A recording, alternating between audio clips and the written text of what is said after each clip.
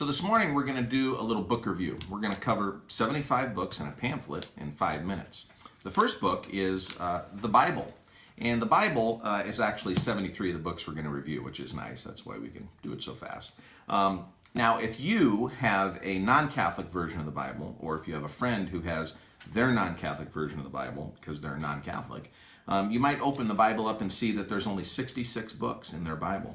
And they will tell you, potentially, that it was the Catholic Church that added 7 more books to the Bible.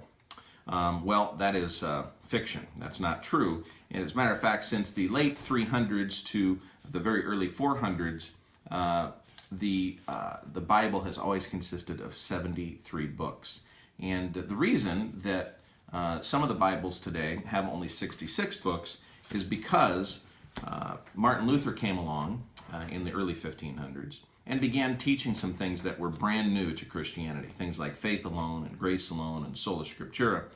Then some other people came along and pointed out to him that within the very Bible itself, because Luther's Bible had 73 books in it, within that very same Bible that Luther used, there were passages that refuted his very own teachings.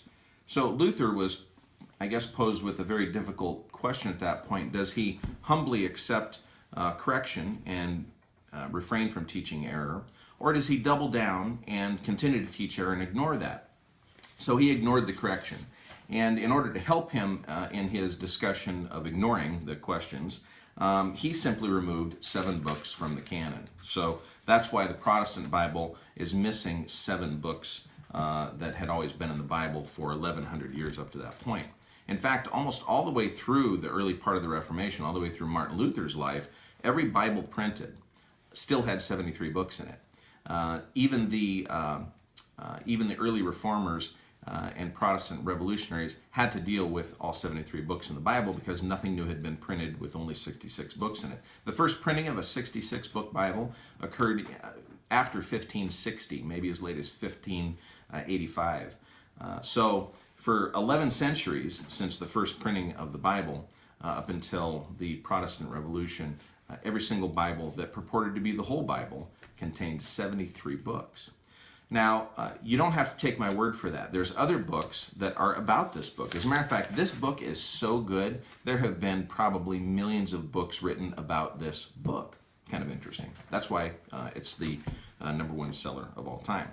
A book that you can kind of learn a little bit more about this is called Where We Got the Bible by Henry Graham. And it has a historical look about how we came up with the 73 books of the Bible. Another book that is more recently written is Why Catholic Bibles Are Bigger. I recommend both of these books. This one's written by Gary Michuta. Both these books are great, full of great information. They're very well referenced and sourced. And fun to read. They're just great books. Now, if you aren't much of a reader, if reading the Bible is about as much reading as you can get in, then I put together this little pamphlet called How We Got the Bible. And this is basically a nutshell version of these 2 books and some other sources all put together. And while you have to buy those books, you can get this for free. You can just email me at bobsullivan402@gmail.com, and I'll send you 1 or 5 or 20, whatever you need to hand out to your friends and relatives and neighbors, co-workers. But the bottom line is this, is that if you take your faith seriously, or if you want to take your faith seriously, you shouldn't be using, I guess, an abridged version of the Bible. You shouldn't be only using the 66 books. Because there's some valuable information in those 7 books that Martin Luther took out. And in the end, he took those out to help him teach a new type of theology which is not historical, it's not biblical, and so I recommend the 73-book Bible.